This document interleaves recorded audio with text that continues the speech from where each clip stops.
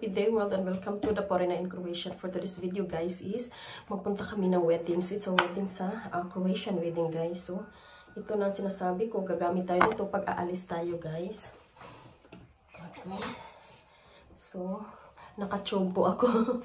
So, gagamit tayo dahil kailangan natin ng mga stronghold. So, ayan, tapos na. So, ayan na, guys. Naka-make up na ba yan? Parang wala.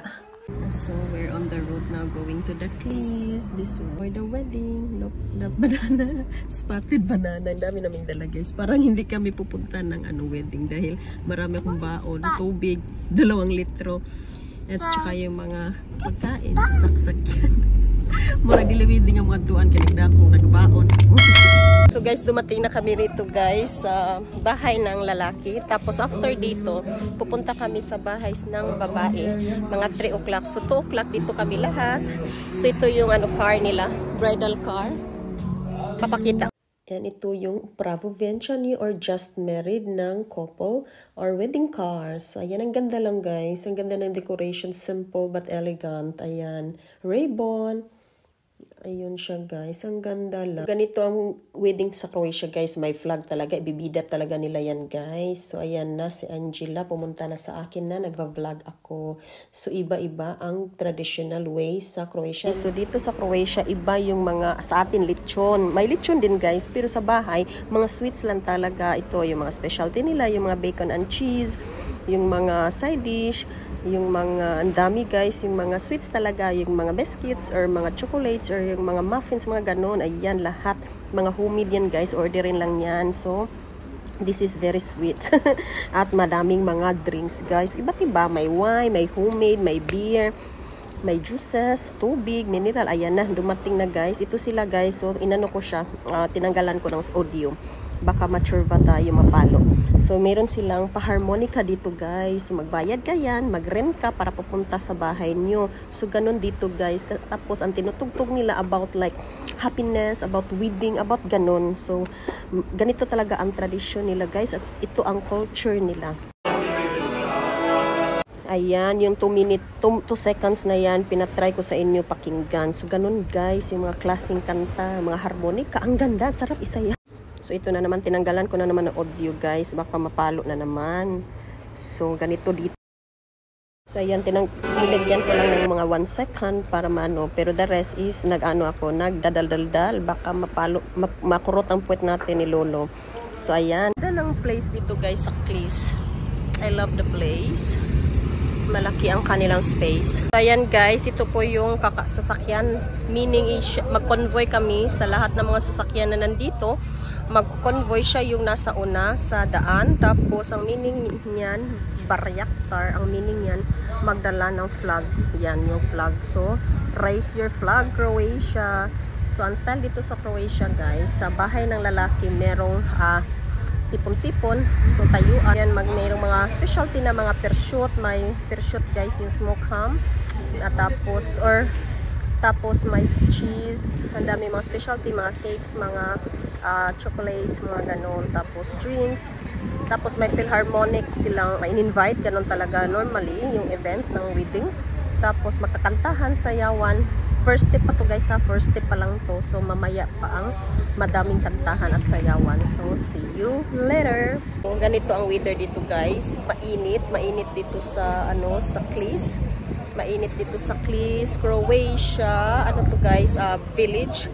Mainit siya pero malamig. Sus, ang akong buko-buko nga nakataplis ang ating buko-buko. Mainit siya na malamig. So nalalamigan ako guys. Subutin na lang meron tayong pangontra dito.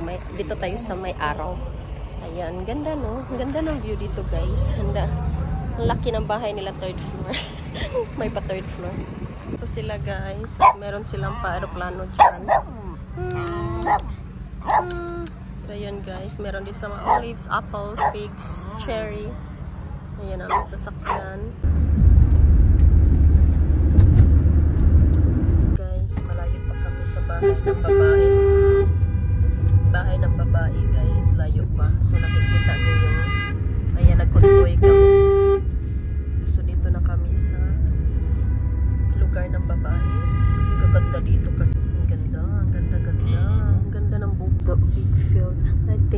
Travi, huh? I think this is already their house here. Hala, Obse. Video. Hala, you pass on the road. Oh, sus, ang lawak-lawak ng kalupaan dito. Yes, guys. Ganito na kaingay. Ito na yung mga flag sa Croatia. So, ito na yung bahay ng babae. So, parang pista din.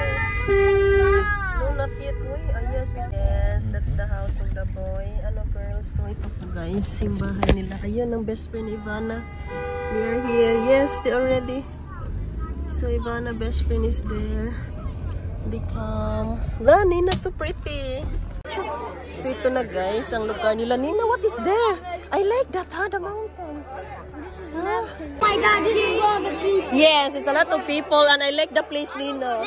Nina, I like the place. I like the place. So before you play here, you can, before playing? Wow, I like it. So ayan, diba, narinig nyo, nakipag-agawan tayo magsalita sa mga bata. Di dyan sila pakupil, kibot-kibot sang baba niya, kibot-kibot sang baba na ako diri sa bisdak. So dalawa pala kami dito na foreigner. Ayan, ang aking friend na si Josephine, taga Belgium.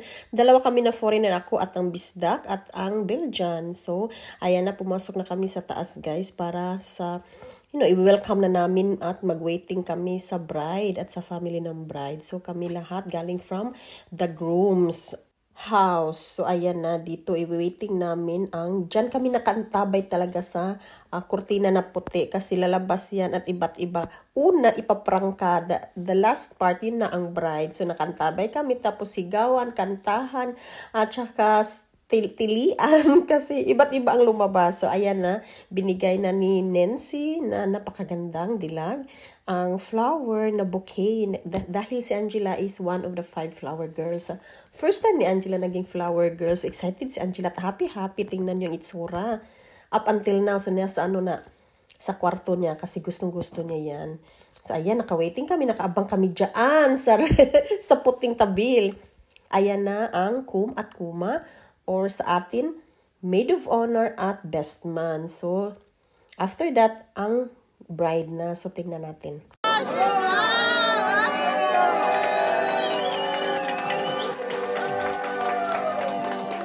Ayan, teary-eyed talaga ang bride. Ang ganda-ganda. She's so very beautiful, Ivana. Not only physical, but inside. So, ayan na, nagsayaw na sila. And the rest is mga pagkain. Dito tayo, guys. So, may kape. May kape talaga. Ayun yung bracelet namin.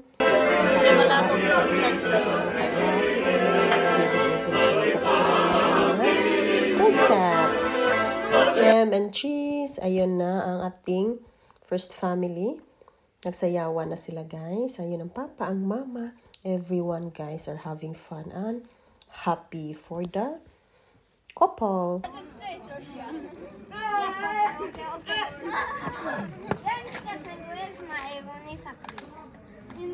Angela znak ako precha Dervatski.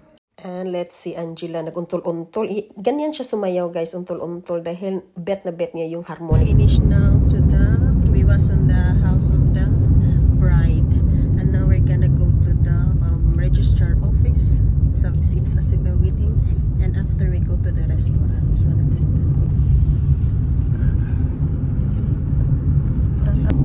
And now an hour back. How many cars? An hour back. It's a lot. And it's a lot of sastava. So guys, here in Croatia, it's normal. And it's their, how to say, the Tata culture or tradition that if you have a wedding, so you bring flag and then you we're having convoy. And buzz, tit tit tit tit, siren. We make siren. That's a sample. So you need to be siren. Note. Tit tit. Tit tit. Is your flag, Croatia?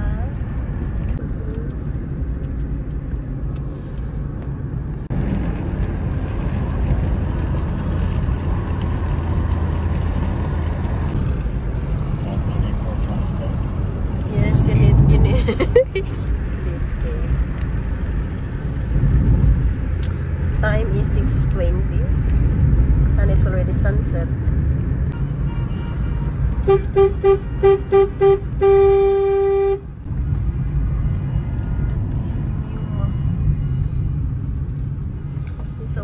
It's a wide, huh? Wide road. No, mama. Church.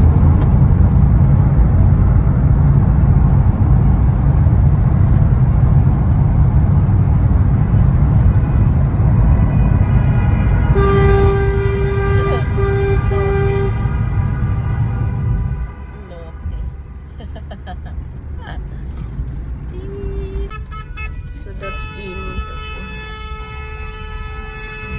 Z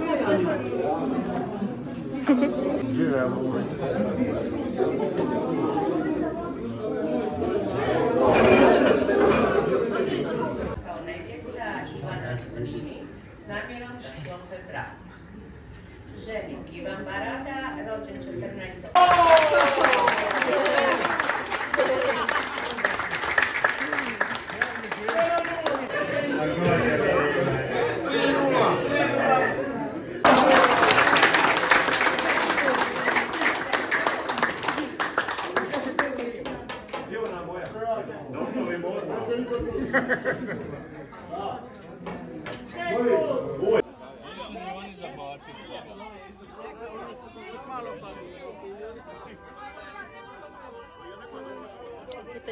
At ito na po yung after the wedding. So sa may exit, nag-waiting kami doon para lumabas na yung couple. And then sinalubong namin ng fireworks at saka yung mga kantahan din. Walang katapos ng harmonica, guys. So ayan, yung mga flower girls, nag-wait sila tapos magtatapon sila ng mga flowers. So ang laki ng registrar office, ng mayor's office dito, guys. And then ayun na, ito yung tatay. Napaka-excited yung tatay, guys. Sobrang napaka-ano niya, maasikaso, maabi-abihon siya namo, guys. So, ayan na, waiting na kami dyan lahat. At iniintay namin na makalabas lahat bago ang couple. Kasi yun may pa-surprise kami. So, ganito dito, guys, sa Croatia. Napaka-big difference sa atin. Sa atin din, mayroong karaoke until mga dawn time na, until umaga pa. So, ayan na, here they come. So, ang gaganda, guys. So, both are very happy and very kita sa mukha. Ayan na. So, napakaganda, makulay ang gabi, napaka-red. Ang ganda, ang ganda. Kasi iba yung ginamit nila na parang mga bigala or mga fireworks, iba. Ayan na. So, nag-exit na kami. Kasi malaki yung space sa mayor's office. And then, ayan, may mga pa-confetti. So, ang daming, daghang limpihunon, inighuman. Nakatawa lang ko. So, ayan na din yung pa-harmonica nila. Tapos, ayan, nag-vlog ako, guys. So, okay naman mag-vlog kasi nag-ask naman ako ng permission sa bride. So, this is the ba? Or restaurant. Here. Vela Rustica.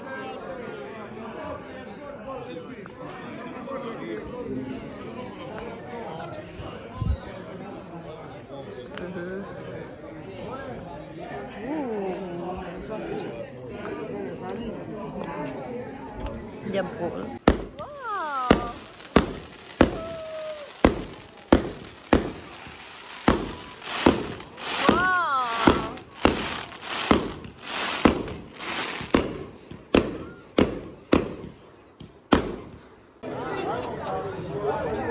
And here's the group of mga young ones, young heart.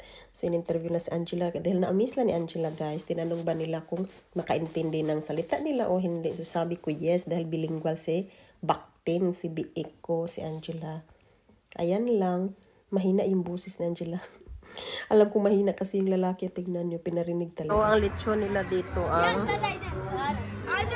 So, ayan, yung nilechon nila. Oh my God. Space dito. Yan yung entrance nila. Ayan.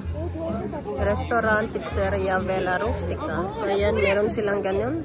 Pareha din sa Pilipinas. Meron silang tatlong lechon. May palechon sila. Ayan na. May pool din. Malaki ang venue dito.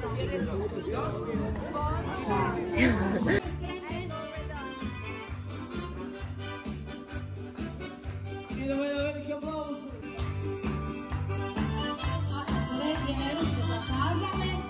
a lot of people, huh?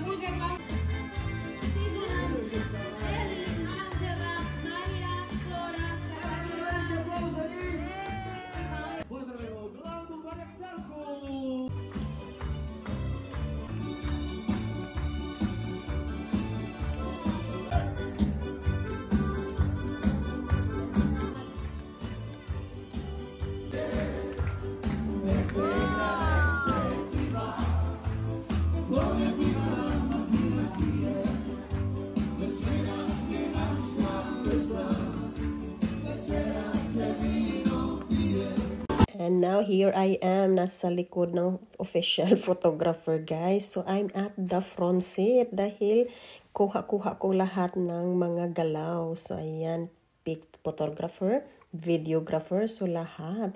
So much fun and wow. Wow talaga, guys. Iba ang Croatian wedding. So lahat is nandun yung emotion, nandun yung feelings. So iba't iba yung mga scene. So, super, ayan na si Angela. Tapos na ang kanyang role. Ipinuwi na. Here's the first menu, guys. So, it's a 4th course. And then, ito na po ang first dance ng as a couple. And may pa-smoking talaga, guys. May pa-smoke. So, ang ganda lang. And here's the second, and third, fourth, fifth course talaga ang menu. So, sobrang busog. Dapat sa first, may interval, guys. So, first menu, first course, kain, tapos tayo dahil may kanta na naman, dahil may banda. And then, upo na naman, kain until 5 times, guys. So, ayan. Si Tata at si Angela sumasayaw dahil may live band. Ay, ang ganda ng music ng Croatian, guys. Ma-in love ka talaga. Though, lahat hindi ko gets. Lahat yung words na lyrics, gets kung iba, ang iba naman hindi. So, it's a matter of intindihin ko na lang, guys, walang choice. So, ayan na ang loob ng Villa Rustica. And nakasayaw rin ako, guys, sa wakas. But ganyan lang. Gusto ni Angela kami lang tatlo magsayawan. Ayaw niya doon sa group na yan. Dahil ang style ng Croatian, guys, is gagawa kayo ng big circle. Tapos yung parang sisira ang bulaklak. Parang mga ganun. Tapos ayun, atras abante yung steps. Easy lang naman. Pero si Angela gusto kami lang tatlo daw magsayaw-sayaw. And then after dyan, yung mga kids na naman, ayan, kiat, ayun, na-picture kami dyan. And then, ito yung mga foods, beef steak, the rest. So, basta 5 times kami kumain, guys, at ang sarap-sarap. Guys, uwi na kami dahil alauna na. Guys, alauna imidya na. Ayan, alauna imidya na. So, hindi pa tapos doon ang kasayahan. So, dito na kami sa parking lot. So, mga 5 couple ata kami, 5 family na nag-say bye-bye. Hindi kami nakahintay sa cake na mag-cut ng cake because it's too dark, it's so late. And now it's so dark and it's so cold here. Guys, para akong ma-frozen. Buti na lang nakadala ako ng jacket, pero ang jacket ko, guys, is manipis. Grabe ang kainan, sayawan, kantahan. Nandito na kami sa car. Oh, grabe. You know what? The car is frozen. The car is moist. Nagmo-moist ang sasakyan namin, guys. At ang lamig-lamig. Para bang nagsusnow na rito. Kasi bukid to. Tingnan nyo ang window. Tingnan nyo ang window namin sa sasakyan. Grabe. Ginaw-ginaw ang lamig. Buti na lang lagi akong nagtsatchay, nagtitay doon. Or else, sinisikmura na naman ako. Ang daming kainan, guys. Mga 4th serve ata yung mga main dish. So, guys, we just home now. Mag-3 na. Mag-3. So, meron pa akong... It's 3 a.m. So, good night.